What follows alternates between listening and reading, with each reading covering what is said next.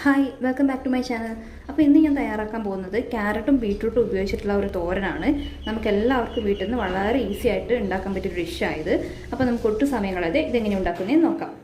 അപ്പോൾ ഞാനിവിടെ ക്യാരറ്റും ബീട്രൂട്ടും എടുത്ത് വെച്ചിട്ടുണ്ട്. ഞാനിവിടെ ഒരു 2 ക്യാരറ്റും, മീഡിയം സൈസിലെ 2 ക്യാരറ്റും അതുപോലെ തന്നെ ഒരു വലിയ ബീട്രൂട്ടുമാണ് എടുത്ത് വെച്ചിട്ടുള്ളത്. അത് വളരെ ചെറിയതായിട്ട് അരിഞ്ഞു വെച്ചിട്ടുണ്ട്.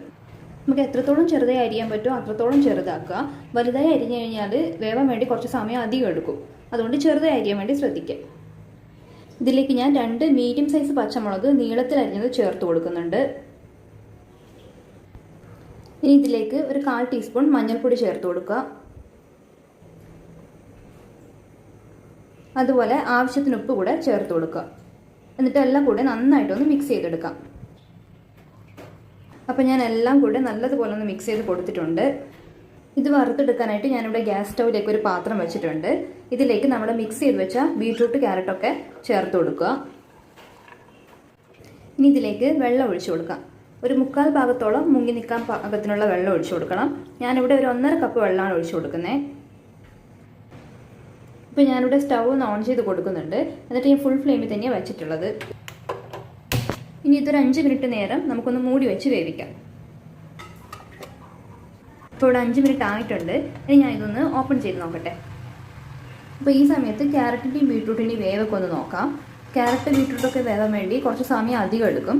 അപ്പോൾ വെള്ളം കുറവാണെങ്കിൽ വെള്ളം ആഡ് ചെയ്ത് കൊടുക്കുക. അതുപോലെ തന്നെ ഉപ്പ് നോക്കി, ഉപ്പ് കുറവാണെങ്കിൽ ഉപ്പ് കൂടി ഇട്ട് കൊടുക്കുക. ഇനി നമുക്ക് മൂടി വെച്ച് വേവിക്കേണ്ട ആവശ്യമൊന്നുമില്ല, തുറന്ന് വെച്ച് തന്നെ വേവിക്കാം. ഒന്ന് ഇളക്കി കൊടുക്കുക. ഇതിൻ്റെ വേവൊക്കെ ഇപ്പോൾ കറക്റ്റാണ്, ഏകദേശം വെന്ത് വന്നിട്ടുണ്ട്. നിങ്ങൾ വേവ് നോക്കിയിട്ട് ആവശ്യമാണെങ്കിൽ വെള്ളം ഒഴിച്ചു കൊടുക്കണം. ഇനി നമുക്കിതിലേക്ക് ഒരല്ലി കറിവേപ്പില ചേർത്ത് കൊടുക്കാം. അതുപോലെ ഇതിലേക്ക് 1 ടേബിൾ സ്പൂൺ വെളിച്ചെണ്ണ കൂടെ ഒന്ന് ഒഴിച്ചു കൊടുക്കാം.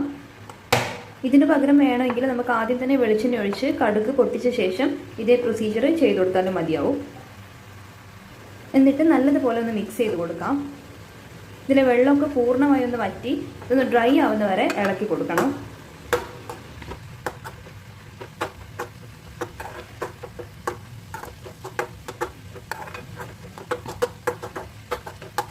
അപ്പോൾ ഇതിലെ വെള്ളമൊക്കെ വറ്റി നല്ല ഡ്രൈ ആയി വന്നിട്ടുണ്ട്. അതുപോലെ ഉപ്പും വേവും ഒക്കെ നല്ല കറക്റ്റാണ്. ഇനി നമുക്കിതൊരു പാത്രത്തിലേക്ക് സെർവ് ചെയ്യാം.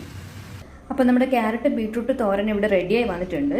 വളരെ ഈസി ആയിട്ട് കുറഞ്ഞ സമയത്തിൽ നമുക്ക് ഉണ്ടാക്കാൻ പറ്റിയൊരു ഡിഷായത്. നല്ല ടേസ്റ്റോട് കൂടി കഴിക്കാനും പറ്റും. അപ്പോൾ എല്ലാവരും ഇതൊന്ന് ട്രൈ ചെയ്ത് നോക്കാം.